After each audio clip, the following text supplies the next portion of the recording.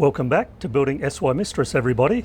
In this episode, I sit down and talk with Simon of his company, Marine Surveyors Australia, and it is all about getting the survey done for Mistress. A couple of things on that, and just to say, if you're not interested in listening to this discussion, this might not be for you. However, we cover so many things. Simon is a man with so much global sailing, boat building and surveying experience, and some of his stories are incredible. Further to that, of course, is what he ended up reporting for Mistress, which, it definitely blew my mind. His summary comments really did stop me in my tracks. Wait till you hear about that. When it comes to building a boat, there are so many things involved. It's not always working with your hands building things. So I personally find a lot of these stories about what's going on behind the actual building work, not only potentially insightful, but that there can be gems there that you can learn a lot from. There are a lot of things going on in the background, like the conversation I had with Cookie, the rigger who's put all the masts together. This is another one of those. So I hope you enjoy hearing the conversation unfold, unscripted, and Simon's closing comments, which, respect Simon, I really enjoyed meeting you, your great survey work, and all the comments that you made, which I hope many of you can enjoy also.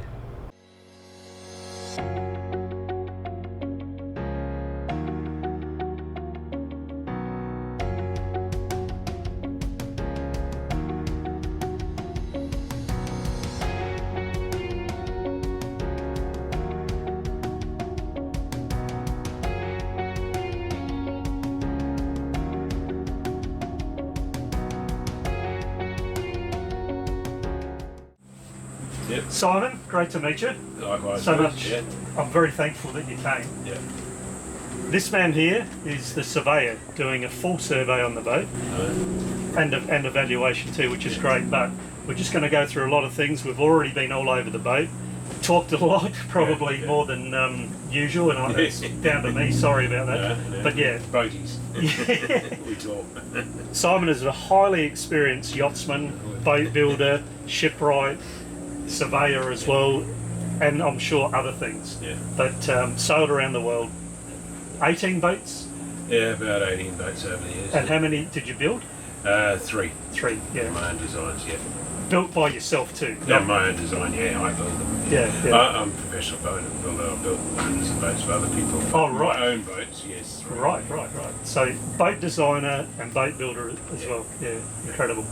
So we're going to talk about a lot of things now. Yeah. That will just keep rolling, but let's just ignore the camera. Okay. I do need to, I should have done a mud map of the insides. I can give you one. Or do you want it right now? I can do it right now. Oh, You've got okay. a little cupboards there, double berth there. It's just a simple one for me. Okay. And then we've got the main bulkhead there with the mask compression post there. And then we've got, it's just the couch, isn't it? It's not a U-shaped or anything. No. Saloon. And that side's the same. Same, a bit larger, yeah. The shower, electric toilet, was it? Yes. Yeah. And then this part, the galley is it's almost a U-shape. Correct. And then we go off to the port Correct. berth. Double berth, is it? Yes, it is. And then we got the engine and steps here. Correct. On a slight angle, you've got the. So if we go, do you want the lazarette there? Oh yeah. You know what I mean? Yeah. So if we add that as the lazarette, and that's you've got a single berth there. The Nav. chart table there. Yeah. Nav in there. And single berth Yep. there. And that's pretty much it, isn't it? Yep. And tiller steering. Correct. Great idea, tiller steering, for those who want to know. And then we've got a steel spray dodger here, so we've got photos of that, so we don't need that. Okay, so now we do the inventory side of things. It's a class, it's a yacht. What's the name of your boat, Bruce? So I actually have international registration, which is okay. Mistress of Freedom. Mistress of Freedom. I can give you the ON if you want that. Yeah, I will get that. No problem. Mistress of Freedom. Correct. which I'm sure you can make the significance of that. Yes, absolutely. That goes in there. She's Australian registered at the moment. Correct. Let me go down and get the ON for you. Can you carry on filling things for like a minute? Yep. Oh, good. Excellent. Where are you putting that? That's going to go on the bulkhead. Yep. Epoxied on. Okay. So that'll be unremovable. Yeah, I actually used to have to sign those for people putting them onto an Australian register to say that it was in the right spot. Oh, yeah. They don't ask me to do that anymore. Okay. It's just on the file. But the idea of Australian shipping registry is you register the thing, you must do it before you get and clear customs. Yeah. They won't let you go if you're just Queensland and Australia and Brisbane, New South Wales rego. Northern Territory, you don't have to have a boat registered, so you'll see a few boats sailing around here that have got Northern Territory on the back. They're allowed 3 months to here before they should change to Queensland registration. Yeah, right. It's a Van der Stadt. Correct. What design do you say? Caribbean. Oh. Caribbean. Yeah. 1R, 2 Bs. I've sailed the Caribbean, so I should know that. And she's 12 metres, isn't she? Correct. 12 metres. 12 metres. 3.9 exactly, being. Yeah. The 3.9 Yeah. metre. And 1.5. 1.5. Not bad for a drive. And the official is 9.5, but I'm calling it 10. Yeah. 10 tonnes.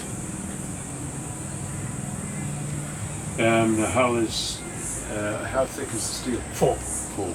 So it's double chine, isn't it? Multi-chine. Yeah. Multi-chine. The hull identification number, do we have one? The number yet? So what is that from? Is that from Van der Stadt or? Well, it might. You could use that number on that plan. You said it was 251 or something. 252. 252. We could use that. So 252 is the official Van der Stadt registration number for this boat. Yeah. 252. Yeah. A HIN number usually is modern production boats. It's stamped into the starboard side of the hull transom somewhere, and it'll start, if it's French, it's FR, right. dash, and then it'll go a few numbers, usually about 14 digit.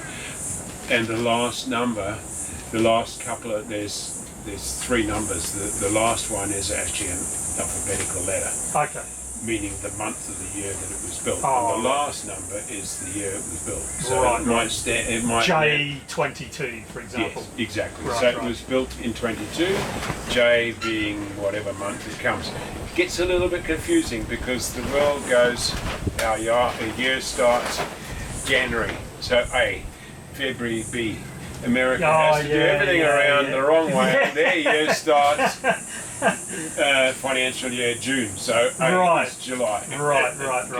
Really complicated. Yeah, gotcha. Well, and of course that's distinct from the ON. Yes, yeah, absolutely. It's a separate thing. That's your official Australian registration. Right. It'll start 85 something like that, and then you've got your Queensland state registration or New South Wales state registration. Yes. Rudder and keel for. They call it shallow draft. Yeah. I thought she was a bit shallow at 1.5. Yes. And then we've got a skeg supported. Yes, correct. Skeg supported. Deck 3 mil. 3mm steel. The rig design, fractional. No, masthead. Cutter, masthead cutter. Masthead. Excellent. You've done a lot of work here. And sailing, right? Yeah, I think cutter is the ultimate, or cutter catch, I reckon. In a small boat, my Choi Lee was catch rig. I got rid of them as a mast. Right. It's too small. Right. But when you get a bigger boat, this sort of size, catch rig's great. You bring the rig down. Yeah, that's right, yeah. When you're in the middle of the ocean, you're going these big rolling waves. For a single-handed person, you've got this size sail and a mizzen this size instead of one massive. Correct. But cutter rigged, you've got twin head sails. If you're running downwind, you just have the 2 head sails out, pull them out, you run beautifully. Yep. I don't like spinnakers single-handed, it's a disaster. Agreed, so I'm having an asymmetrical, a smaller asymmetrical. Do you know, Aaron at Core Sales, we've gone off of the original Van der Stadt sail plan designs because they are a little bit older school where you have like 150% number 1 or, Genoa. So for a solo handed, that's crazy. A full spinnaker, so we've gone away from that.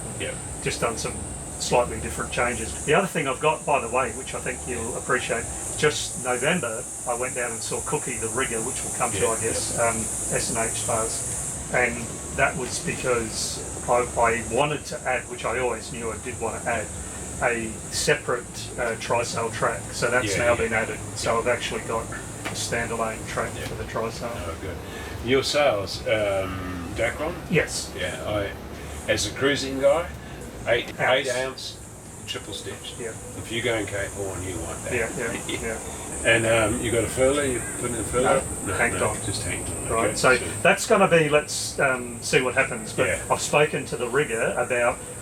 Am I going to be needing anything added or subtracted if I then decide to add a furler? And he said, with what I've done, you don't need to add or subtract. The only thing you need to do is put on the foil and then hang the sails.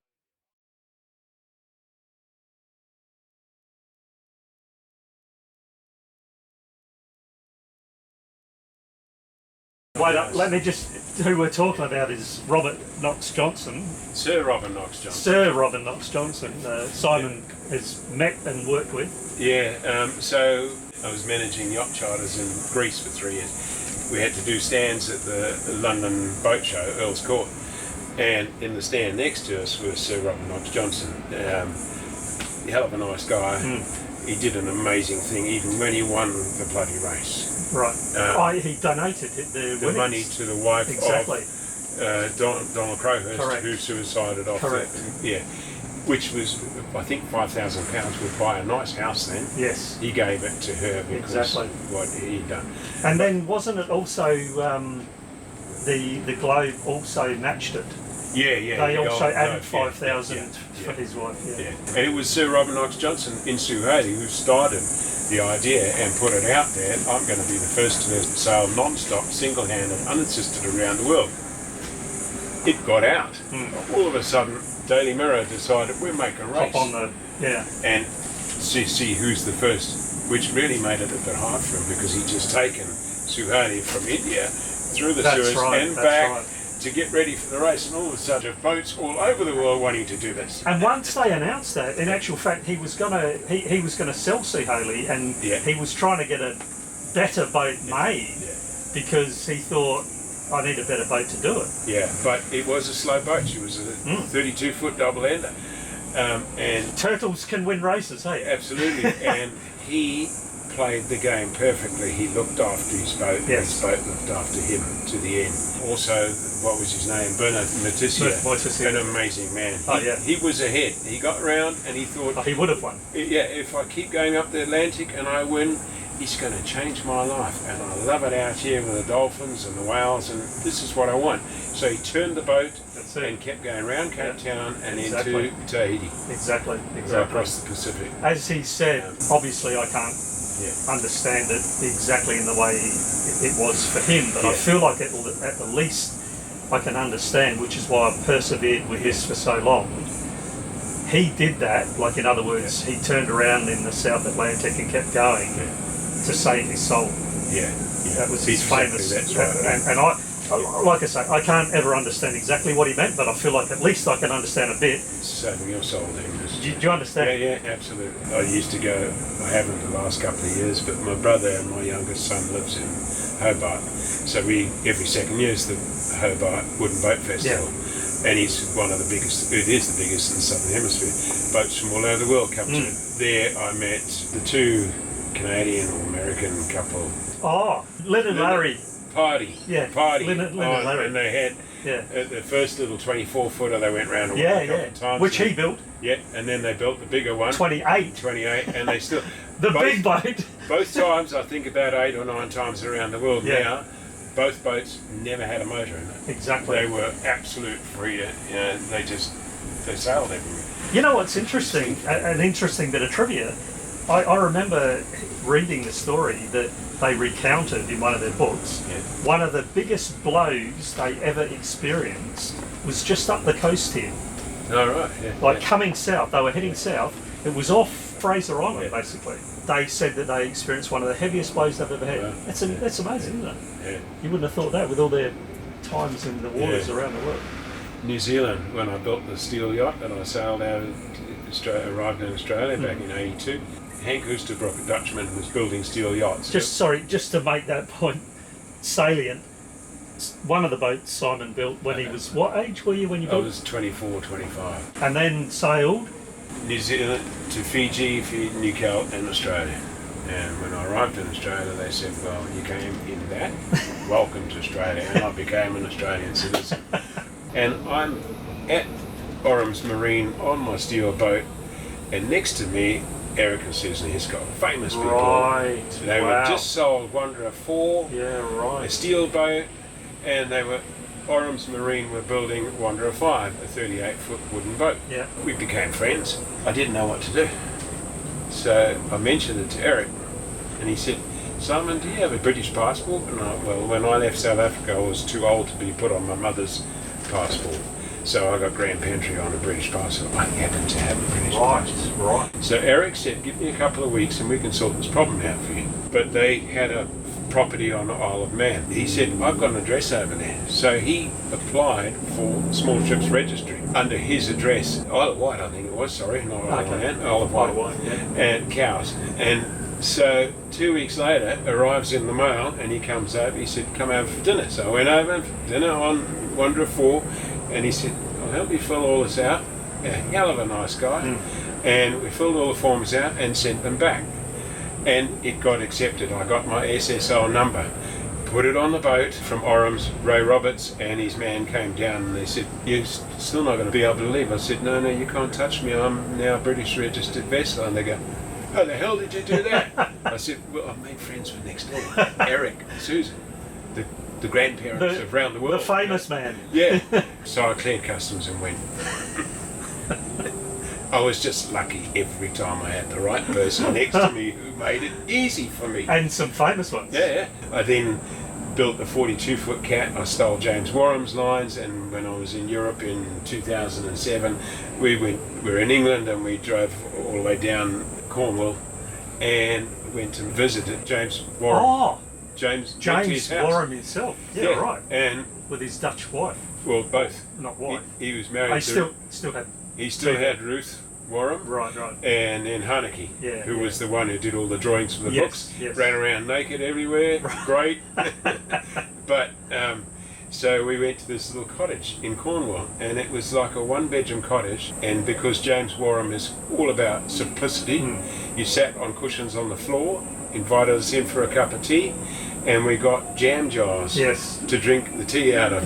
They had a little building down on the jetty. It was water frontage, and they had a Warham cat there, and the little boathouse was where Haneke drew all the plans and the drawings and stuff. I have a feeling that she still lives there.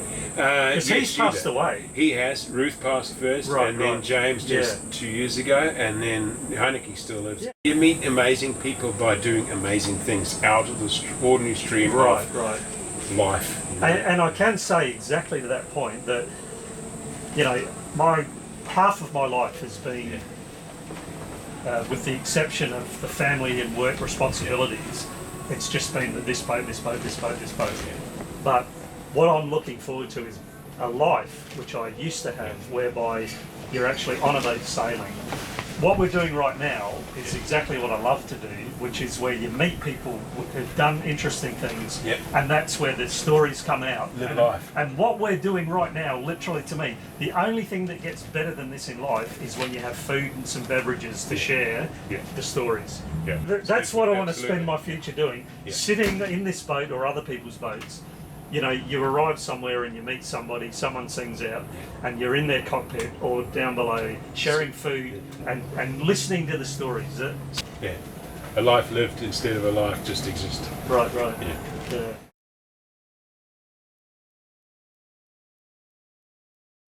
So Simon, thank you so much for coming. Honestly, seriously. Nice to meet you. I mean that genuinely. Hey? Yeah. And as far as the boat generally, what would your impression be?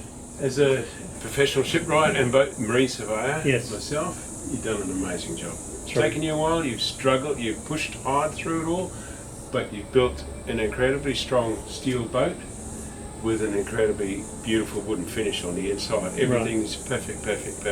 Wow.